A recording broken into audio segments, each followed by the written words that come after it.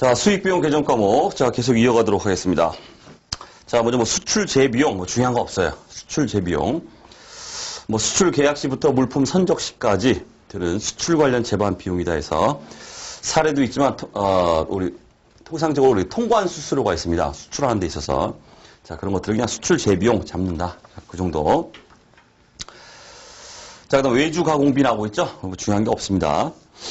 밖에 맡기는 거예요. 외부에 이제 맡겨서 가공을 한다. 거기에 들어가는 비용이다. 이런 얘기죠. 자, 원재료 등을 임가공 용역업자에게 제공하고 부분품이나 반제품을 납품 시의 용역 비용이다.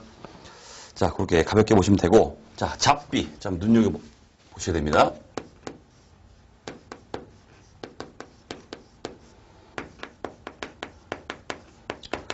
자, 개정 과목 자체가 잡비가 있고 잡손실이 있어요.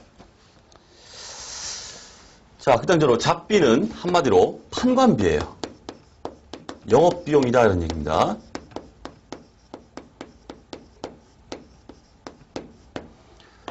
요거는 잡손실은 영업 외 비용. 달라요. 좀 구별을 하셔야 됩니다. 잡비, 잡손실. 영업비용, 잡비, 잡손실, 영업 외 비용. 자, 판관비 항목 중 나오시잖아요. 판관비. 자, 발생 빈도가 적고 금액이 소액인 잡다한 과목. 에라 모르겠다 하고서 처리해버린 거. 이런 거 우리가 잡비 이렇게 합니다. 자, 비교해 나오고 있죠? 영업 외 비용. 영업과 관련 없이 발생됐는데 이렇게 잡다하다. 그렇게 하게 되면 잡손실 이렇게 들어간다. 이런 얘기예요. 자, 폐기물 수거비를 지급했다. 영업과 관련 있다고 봐서 잡비. 이렇게 잡다한 것들을 이렇게 처리하더라. 이런 얘기예요. 자, 요 구분을 갖다 이렇게 하는 것들이 몇 개가 있는데, 우리 앞에서도 나온 걸 하나만 더 해볼게요. 다시 한번 읊어보면. 접대비는 판관비였죠. 기부금은 영업의 비용이었어요. 또 하나 시험용으로 나오는 게 뭐냐면, 우리 대손상각비액인데, 물론, 우리 대손상각 뒤에서 다 배울 겁니다. 하지만 미리 좀 말씀드리면, 그냥 싸잡아서 그냥 말씀드리려고, 수업용으로.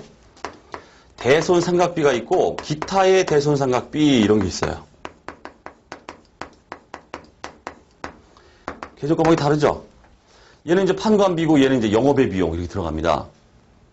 어떻게 구분하느냐? 자, 대손상각을 먼저 간략하게 말씀드리면 내가 채권이 있습니다. 받을 돈이 있어요. 예를 들어서 외상매출금이 있다고 해보죠. 외상매출금이 100원이 있는데 이 중에서 다음 연도에 가서 내가 못 받게 될 금액, 즉 띠낄 금액 100원 중에서 한 10원은 내가 못 받을 거야. 이렇게 예상을 합니다. 그 금액을 미리 땡겨서 대손상각비하고 비용을 잡습니다. 미리 땡겨 잡아요. 그 이유는 이제 왜 그런지에 대해서는 대손상각 그쪽에 가서 이제 이론적인 걸 딱 말씀드릴 거고, 채권이 있으면은 띠낄 금액이 얼마다라고 예상을 해서 미리 비용을 잡는다. 이게 뭐고 대손상각비다. 이렇게 말하는데. 자, 일반 상거래 관련돼서 예를 들어서 매출 채권이에요.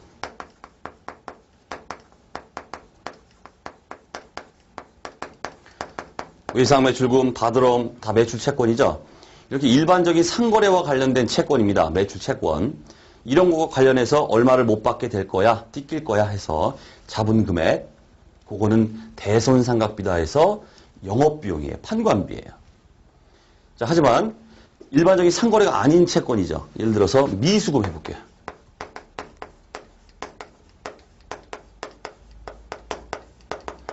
자, 가지고 있는 토지를 갖다 팔았는데 아직 돈을 못 받았습니다. 외상으로 팔았어요. 받을 돈이죠. 이 미수금 중에서 내가 얼마를 못 받게 될 것 같다 해서 대손상각비를 잡았다. 이럴 경우에는 기타의 대손상각비 이렇게 들어갑니다. 영업 외 비용이에요. 싸잡아서 한꺼번에 좀 보여드리기 위해서 이렇게 보여드렸습니다.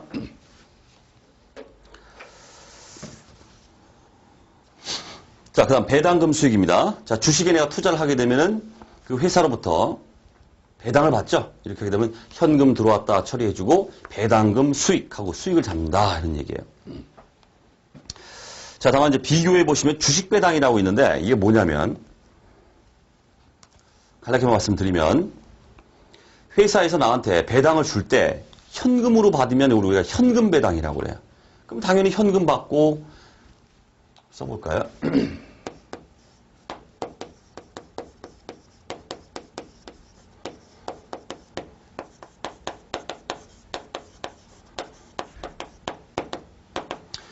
현금으로 배당을 받았다. 그러면 현금 받고 배당금 수익, 배당 수익 뭐 인식하면 된다는 뜻이에요. 하지만 어떤 경우에는 회사가 나한테 현금을 주는 게 아니라 주식으로 줘요. 배당을 주식을 주면서 해요. 자기가 그 회사에 주식을 갖다가 쫙 나눠주면서 주더라는 얘기죠. 그럼 주주 차원에서 보면은 주주가 A라는 사람이 10% 가지고 있고 그 회사에 뭐 50% 가지고 있고 40% 가지고 있고 10% 가지고 있고 A, B, C가 가지고 있다고 해보세요. 그럼 그 지분 비율에 따라서 주식을 갖다 쫙 나눠준다는 뜻입니다. 이렇게 하게 되면 우리 회계상으로는 어떤 얘기를 하냐면 이러한 주식 배당은 실질적인 주주의 이익이 아니다 이렇게 봐요. 그렇기 때문에 이 주식 배당에 대해서는 회계 처리를 하지 말라 이렇게 되어 있습니다. 회계 처리 없음. 물론 우리 자본 쪽에서 구체적으로 말씀드릴 사항이지만 자, 미리 나왔기 때문에 비교를 좀 해보면 일단은 여러분들은 요거는 좀 숙지를 하세요. 현금 배당을 받으면 배당금 수익이 인식되지만 우리 회계상으로는 주식을 나눠준 거에 대해서는 실질적인 주주의 이익이라고 보지 않기 때문에 회계 처리를 하지 말라라고 이렇게 되어 있다. 자, 그 정도까지. 자, 그다음 회계 처리가 이제 배당 유형에 따라서 회사와 주주 간에 나오고 있죠. 주주의 회계 처리는 우리가 봤습니다. 현금 배당일 때는 이렇게 배당금 수익, 주식 배당일 경우에는 회계 처리 없다. 그러면 회사 측면에서는 어떤 일이 벌어지냐? 이건 우리가 자본 쪽에서 볼 얘기예요. 네? 미리 나왔으니까 이제 가볍게 말씀드리면 회사 입장에서는 항상 이익잉여금이라고 자본에 계상되어 있는 이익잉여금이 있어야 배당을 할 수 있습니다. 그래서 이익잉여금 처분이라는 게 나타나는데 현금 배당을 했다 그러면 회사처럼 현금을 주겠죠. 현금이 나갑니다. 그리고 이익잉여금을 없애요. 이익잉여금의 일부를 나눠준다는 뜻이기 때문에 이익잉여금을 없애면서 현금을 준다 이런 얘기입니다. 그 다음 주식 배당은 역시 마찬가지예요. 이익잉여금을 없애요. 배당이기 때문에. 하지만 나눠주는 게 주식이죠. 주식을 나눠주다 보니까 뭐 이게? 주식이 발행되는 겁니다. 그렇기 때문에 뭐가 늘어나요? 회사에 자본금이 늘어나요. 주식이 발행되면 자본금이 늘어납니다. 자, 자본 쪽에서 볼 얘기인데 미리 나왔기 때문에 자, 가볍게 그냥 넘어가셔도 상관없어요. 자, 그다음에 외화 환산 손익하고 이제 외환 차손익이 나오고 있는데 자, 요건 또 중요하죠.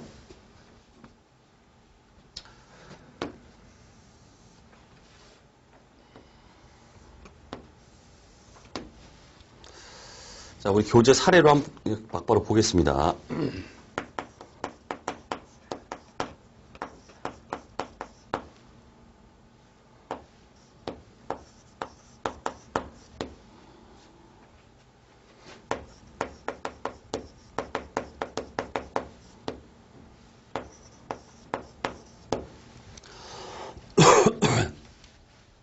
자, 이렇게 보시면 자, 이제 외국에서 외화를 내가 차입했다 이렇게 해볼게요. 10달러를 차입했어요.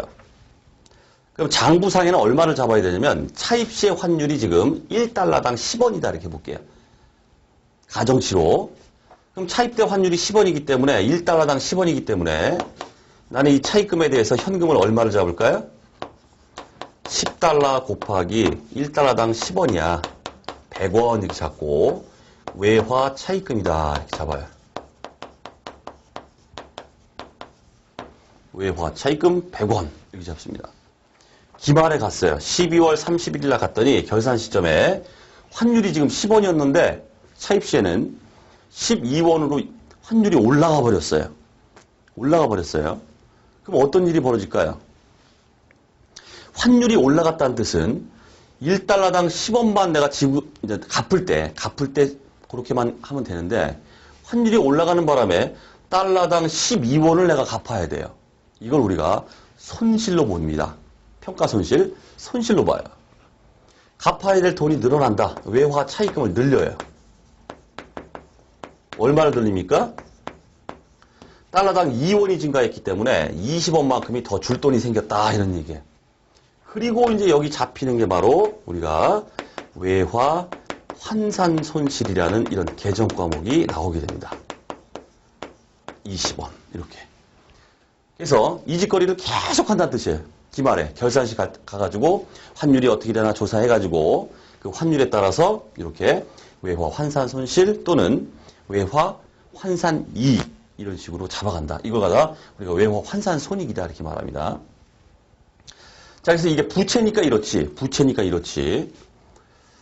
부채 측면에서 보면 부채는 내가 줘야 될 돈이기 때문에 이런 결론이 나오죠. 환율이 오르면 어떻게 돼요? 환율이 올랐다. 줄 돈이 많아졌다 이런 뜻이에요. 그죠? 이렇게 손실이 나요. 만약 환율이 떨어졌다 그러면 어떻게 돼요? 지금은 뭐 올라갔지만 이제 떨어진 상황이었다 그러면 어떻게 될까요? 오히려 줄 돈이 줄어드는 거예요.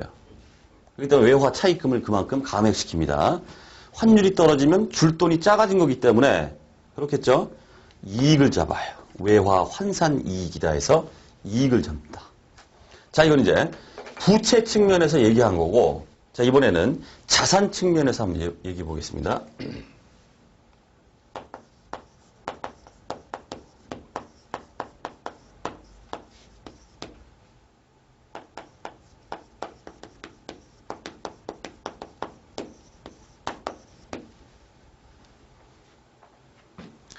자, 이번에는 매출을 했습니다.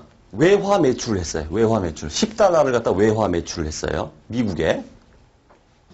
자, 그러면 외상 매출금. 받을 돈이 얼마입니까? 10달러 곱하기 10원이죠. 환율이 10원이니까 100원 잡아요. 그럼 매출 잡습니다. 외화 매출. 매출 100원. 이렇게 잡아요. 자, 일단 기말에 갔습니다. 12원으로 올라갔죠? 자, 요거는 부채 측면이고, 이건 자산 측면입니다. 자산. 내가 받을 돈이 10달러가 있다는 뜻입니다. 그럼 자산 측면에서는 환율이 오르는 게 좋습니까? 떨어지는 게 좋습니까? 환율이 올라야 받을 돈이 많아지잖아요. 환율이 올랐어요, 지금. 그렇죠? 받을 돈이 많아진다는 뜻이에요. 외상 매출금을 얼마? 달러당 2원만큼 올라갔기 때문에 20원 잡고 그 다음에 외화 환산 이익이다.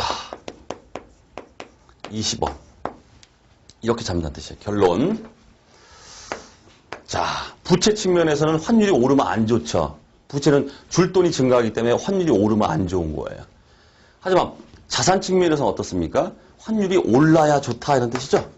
올라야 받을 돈이 많아지잖아요.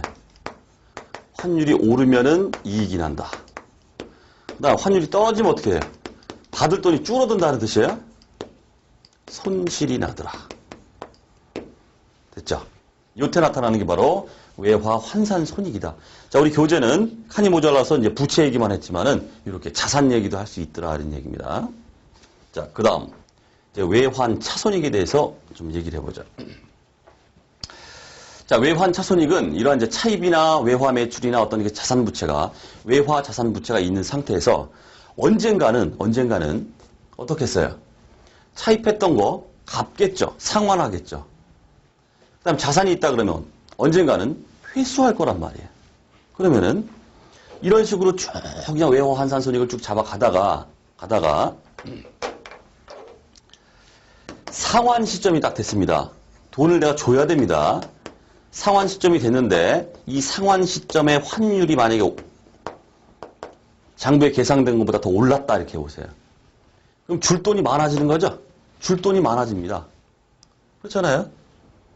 상환시 환율이 확 꽁충 올라가가지고 난 올라가는 환율만큼 지급을 해야 된다 이런 뜻이에요. 그렇기 때문에 뭐가 될까요? 이익이 생깁니다. 손실이 생겨요. 자, 이 손실이 바로 외환 차손이다 이렇게 말하고 환율이 떨어져요. 나 실질적으로 돈을 갖다 지급하는 시점에서 갚는 시점에서 환율이 떨어졌다. 줄 돈이 적어집니다. 이걸 우리가 외환 차익이다 이렇게 말해요. 그래서 합쳐서 이걸 갖다가 외환 차손익이다. 기말 환율로 평가할 때 나타나는 건 외화 환산 손익이고 어떤 자산 부채를 상환하거나 회수하는 시점에서 나타나는 것은 우리가 외환 차손익이다 해서 외환 차손, 외환 차익 이렇게 말합니다. 이것도 마찬가지죠. 회수를 한다. 받을 돈이 있잖아요. 이제 받게 됩니다. 회수 시점에서 환율이 올라갔다. 그럼 어떻게 돼요? 받을 돈 많아지는 겁니다. 외환 차익. 회수 시점에서 환율이 떨어졌다. 들어오는 돈이 적어져요. 외환 차손.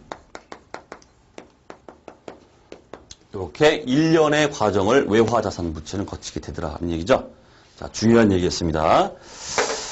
자, 우리 교재를 보면 정리를 좀 해보죠. 자, 외화 환산손이 개요. 결산일에 외화자산 부채를 환산하는 경우에 환율 변동으로 인해 발생하는 손익이다. 그렇기 때문에 환율이 오르면 외화자산은 환산 이익이 생긴다. 받을 돈이 많아지니까. 그렇죠? 그 다음 외화 부채는 환산 손실이 계상된다. 환율이 올랐다 그러면 줄 돈이 많아지니까 손실이 외화 환산 손실. 자, 사례 차입금 10달러 그 얘기가 그대로 나오고 있습니다. 자, 다음 거 외환 차손익을 보죠. 요거요. 상환시, 회수시 이런 얘기입니다. 자, 외화 자산 부채를 회수한다는 건 자산이기 때문에 회수하는 거죠. 상환한다는 건 부채이기 때문에 상환하는 겁니다. 돈 주는 겁니다. 회수나 상환하는 경우에 환율 변동으로 발생하는 손익으로서 자, 환율이 오르면 외화 자산은 외환 차익이 발생한다. 환율이 오르면 받을 금액이 많아지죠? 외환 차익. 부채 측면에서는 외화 부채는 환율이 오르면은 뭐예요? 줄 돈이 많아지는 거기 때문에 외환 차손이다. 손실이다. 이런 얘기예요. 자, 사례. 자, 차입금 10달러, 전기말 장부가 100원에 상환시 환율은 달러당 12원이다. 이렇게 되어 있습니다. 전기말 장부가가 이제 차입금이 100원에 이렇게 잡혀 있다는 뜻이에요. 잡혀 있는데 상환하는 시점에서 환율을 보니까 달러당 12원이에요. 그럼 줄 돈이 얼마입니까? 120원이죠. 달러당 12원이기 때문에 10달러 곱하기 12원 하면은 120원을 준다는 얘기입니다. 그래서 장부에 잡혀있는 외화 차입금을 보니까 100원짜리인데 쭉 이제 환산 손실을 막 계산했을 때 얘기예요. 다 잡아놓고 해봤더니 100원에 이렇게 잡혀있는데 내가 줄 돈은 환율이 올라가는 바람에 10달러 곱하기 환율 12원 해가지고 120원을 줘야 돼요. 환율이 올라갔습니다. 어때요? 상환 시점에서. 손실 난 거죠. 외환 차손 20원. 자, 이렇게 계산해 줍니다. 자, 중요한 얘기예요. 자, 그 다음 자산 수중 이익을 보겠습니다. 자산 수중 이익. 자, 개요 보시면 무상으로 자산을 증여받은 경우에 발생하는 이익을 말하며 자, 공정가치, 그거를 취득 원가로 한다.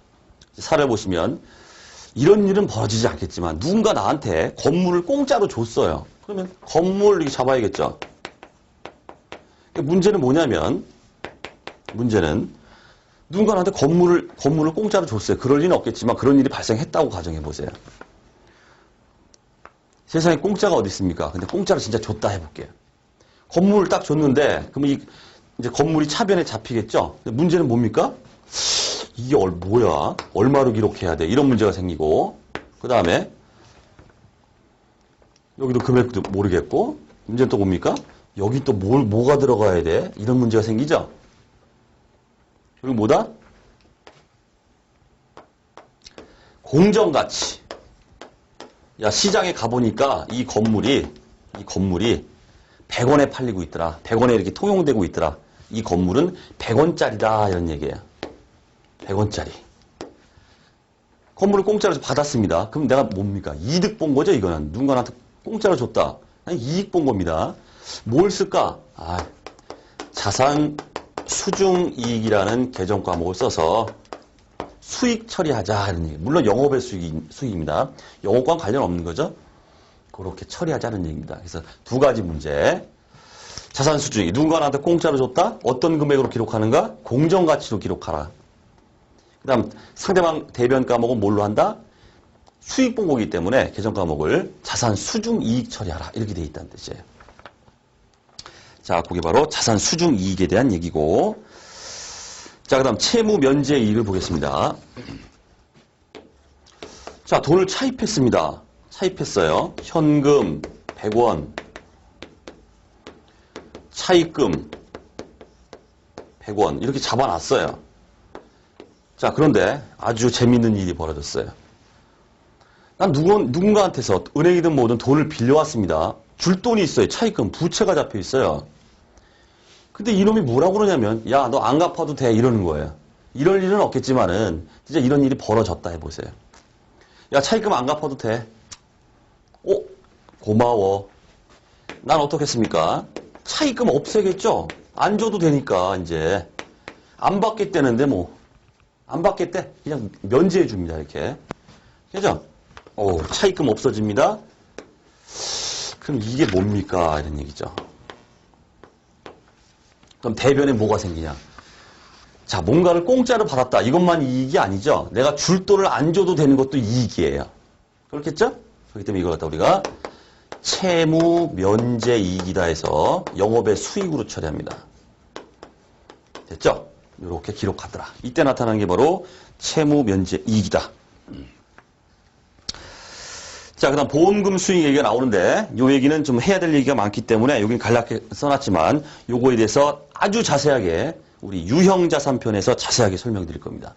일단 머리에서 지우시고 일단 넘어가세요. 유형자산에서 이걸 폭파시켜 버릴 거예요. 자, 그렇게 보시면 됩니다. 자, 수익비용 계정 과목 자 강의를 마치도록 하겠습니다.